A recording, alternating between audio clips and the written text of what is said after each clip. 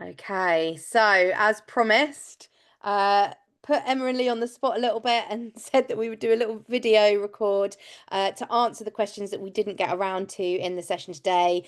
Obviously, it's a really hot topic and prompted lots of good conversation, reflections, and questions. So I'm just going to get stuck straight in if that's all right with you both.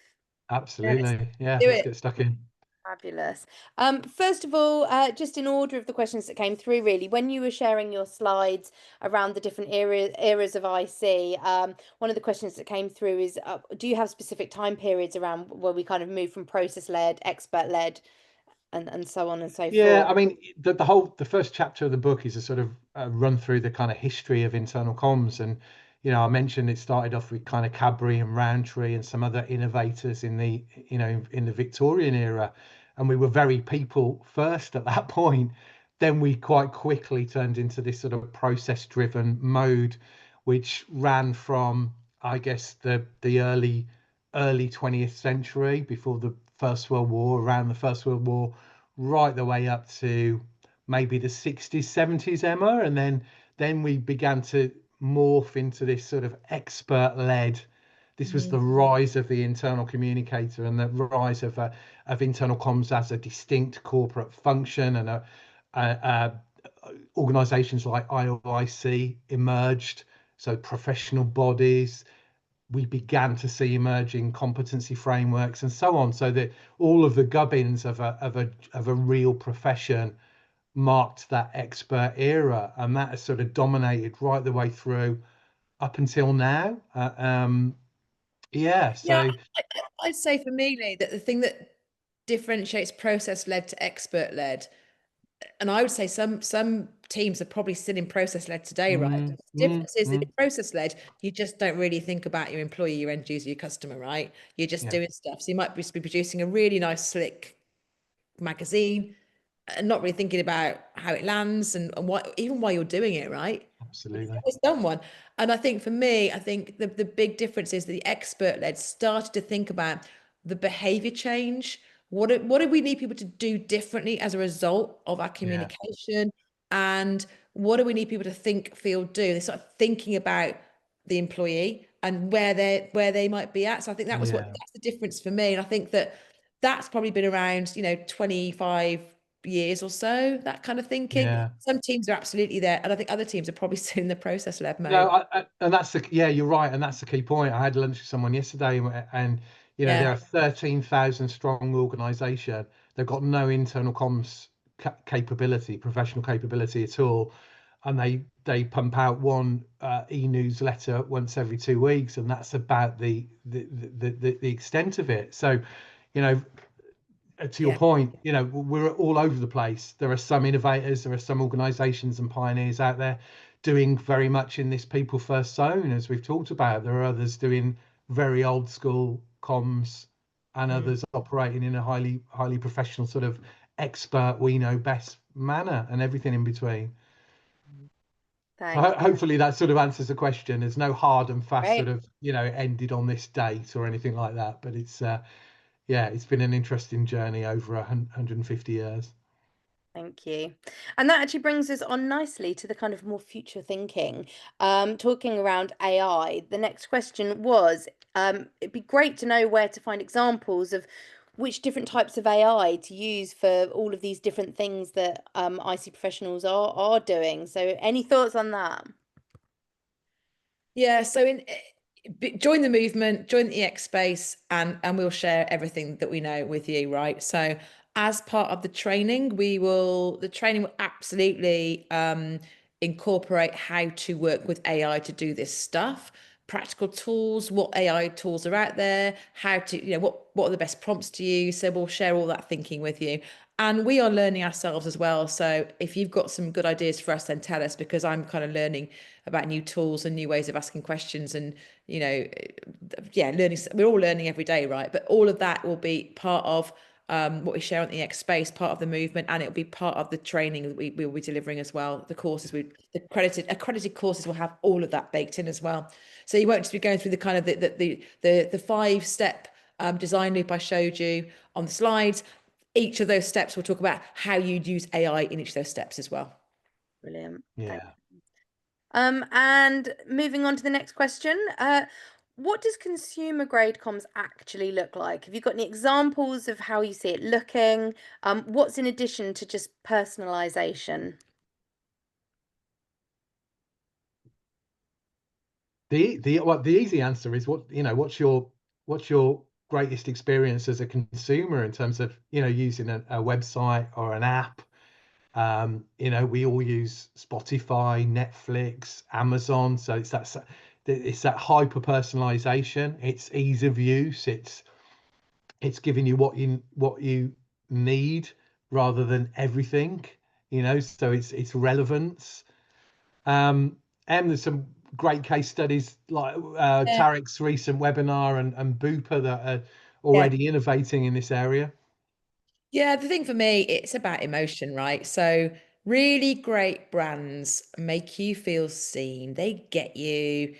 It's not even about, sometimes you can have a bit of a rubbish experience, but you can still really love the brand because they really understood it and they apologized and they got it, right? So that's what I think the emotional piece is what we talk about a lot, the human side. It's about an emotion. It makes you a great experience, makes you feel something, right? So just thinking about, from an internal comms point of view, what I was saying before about some of the big set piece signature stuff that we do that we're so proud of. Um, sometimes those things might really trigger a positive emotion, but often they don't because we've kind of we've missed the point of it really. So, the big sexy events, and we've all done them. And I've been really proud of some of the things that I've done previously in my comms career. And I look back at it and I'm like, that I so missed the point there. Think about the Pink Panther campaign, Katie. You might remember we did it at EDF Energy where we painted everything pink and put big Pink Panthers everywhere. We thought it was so fun, but really, it didn't. It wasn't really what it's all about. So for me, it's the emotion. Think about a great interaction you have with brands that you love. They see you, they get you, they understand you, they anticipate, they're easy to interact with. All those things. That for me is what makes a great consumer grade experience. So you're not always going to get it right, but you forgive the brands you love because you've got a good relationship with them. So for me, that's what it's all about. I think I love that being seen point, Emma, and absolutely that it's been seen, and that you matter, and that what you're seeing is sort of built with you in mind. Mm. There's a lot of research. I'm reading this fantastic book at the moment, by Zach Mercurio, called The Power of Mattering. There's a whole load of science now around the importance of exactly that, being seen, being heard, being recognized, Yeah. and listened to, and how powerful that is. So yeah, I think absolutely right. Great, thank you. A couple of reflections next. One is around the superpowers. Someone says, I would also say that another superpower is probably context assessment. We need to be increasingly aware of what else is happening and whether it will have an impact, positive or negative. So, Interesting. I mean, I think that's kind of covered under systems thinking, which I know isn't in the superpowers. It's one of the strategic capabilities. So joining the dots, being able to see the bigger picture and see trends and connections, and that sits under there. But yeah, I mean, as Emma said, this is a prototype. We're happy to sort of consider all these comments. yeah, lovely. Thank you. Absolutely appreciate where that's coming from, for sure. Another reflection here. When it comes to qualitative research, this is definitely one of the things that AI is incredibly blind to. So, thinking about when it transcribes a conversation, it captures the words said, but it won't capture tone, body language, or facial expressions. So, Mm, it's something else again, why human so matters, right. really. Yeah, Yeah, massive, absolutely. massive. So go on, Em. No, we've got some really great tools that we use, like clues, hunches, and themes, Katie, where we think of ourselves going back to the superpowers as being detectives in an instant room. And we're looking at what are the clues, i.e., the facts. Now, AI is really good at the facts, okay? Um, the facts are the facts. So that's black, that's white, that's green. Right? Those are facts. But what's that mean? What's it telling us? And that's where we dial up our human side. Now, AI can do some of that, but it's loads better when we do it collectively So we've got some really great tools that you can use with AI to get the most out of it. But you're absolutely right. I mean, I always talk about, the feeling I get when I work into a new place of work and working with a new client. And how do I feel when I work into reception? How friendly are people? How am I greeted? When I work into the office, how does it feel? Those are things that AI can't pick up on, right? But I can tell it that. So, so absolutely spot on. Well, I think what we're saying is we agree totally. Totally agree. Yeah, I was just going to add, I'm a massive fan of qualitative research. I think some of the most insightful stuff I've ever done in big businesses comes from running focus groups, and ideally running focus groups in person, because a lot of the really rich insights don't come from what's said but what's unsaid, and the mood and the vibe and the reactions and the body language, as you say, Katie. So yeah, and that's deeply human.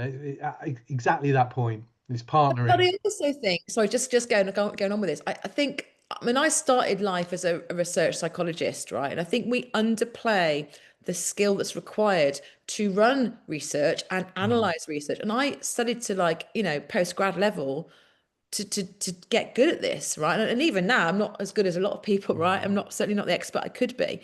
And yet we expect people in organizations without any background in that, through no fault of their own, just to be able to run a few focus groups and analyze the outputs. That's not very fair, right? So we can use the skill of AI, who are able to kind of use the kind of collective intelligence of people who have that skill to do some of that stuff that previously we kind of just expected people to do, on the side of a desk. So I think it really elevates our ability to analyze much more, in a much more robust way.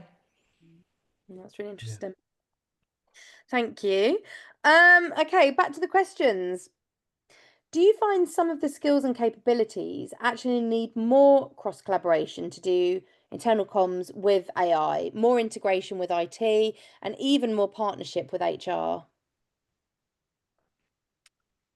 I don't know if I know what that means, to be honest with you. I'm not quite sure I understand the question. I'm being really honest. Do you understand what the question is, Lee? Well, I think the answer is yes. For me, it it's about blurring boundaries. I mean, what is the role and purpose of internal comms?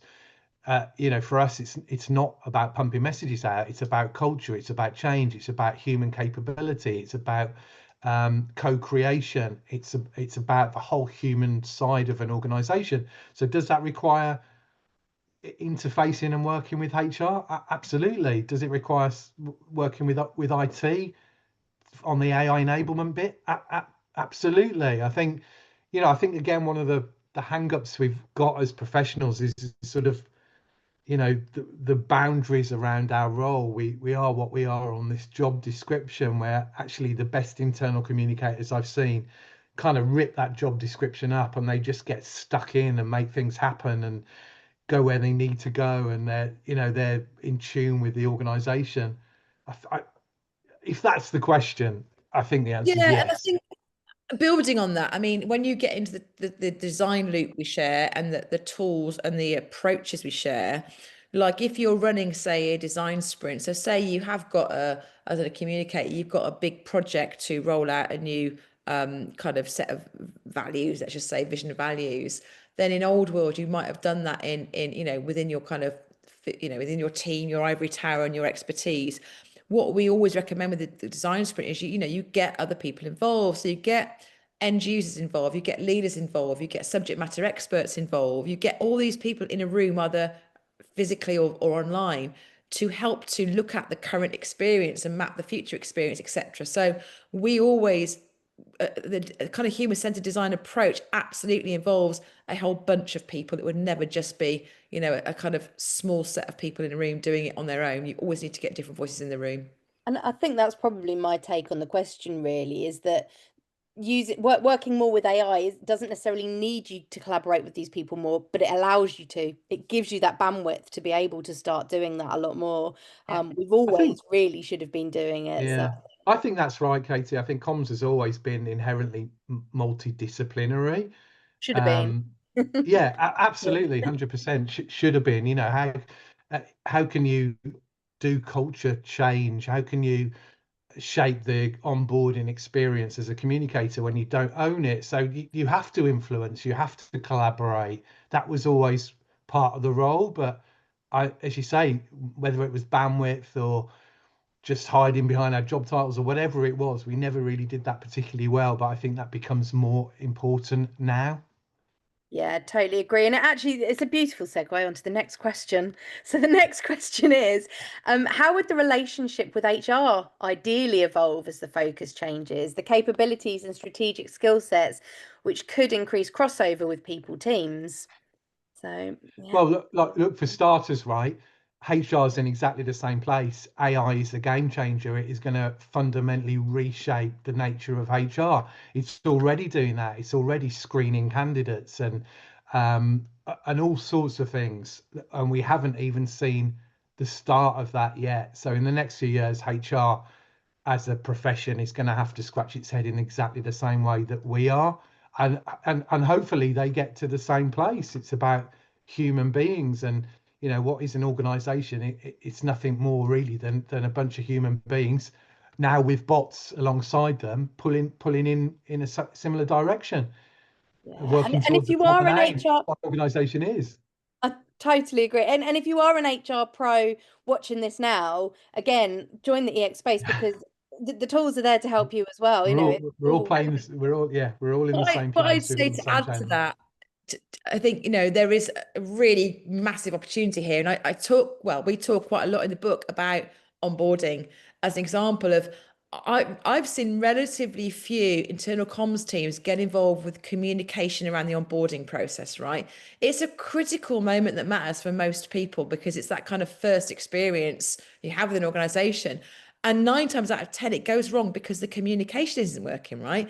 How Yeah. often do internal comms get involved? So it's kind of like moving away from the traditional obvious set pieces that we do as comms, which are very channel focused. So we pump out newsletters and Very magazines narrow. and Yeah. we look after the intranet, saying what are the experiences, the moments that matter, and where and how can communication help? And onboarding is a great example of that. Another one actually is performance management, but I think there's a massive opportunity here for comms to get involved in really shaping the Yeah. communication experience that really matters to our people, rather than the communication experience that we think matters to them. I'll just chuck in there. The other chestnut of mine, Emma, is line manager comms. I mentioned state of the sector 17 years ago.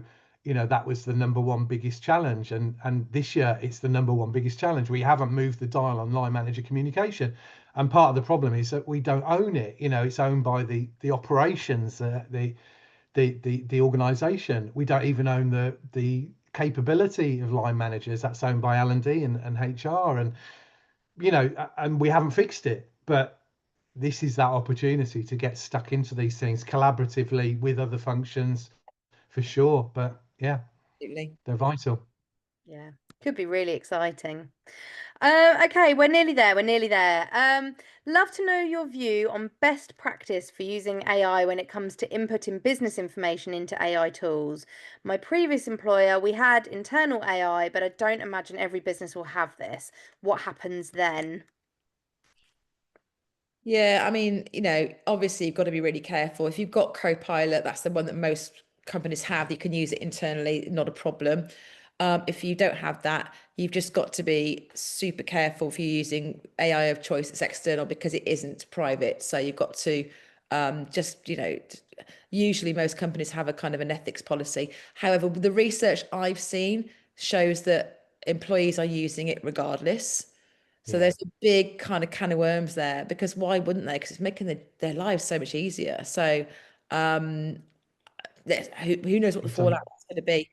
But yeah, it's under the radar. But I think the other thing I'd add is, as internal communicators, we can kind of show and lead the way there. So the Institute of Internal Communication has recently done some kind of ethics charter, which is well worth a look. If you haven't seen that, check that out. And I think it's down to us as much as it's down to, say, IT or HR to kind of create the guidelines and the boundaries and the best practice approaches around AI adoption. We've got to be in the driving seat with this because it's happening whether we like it or not.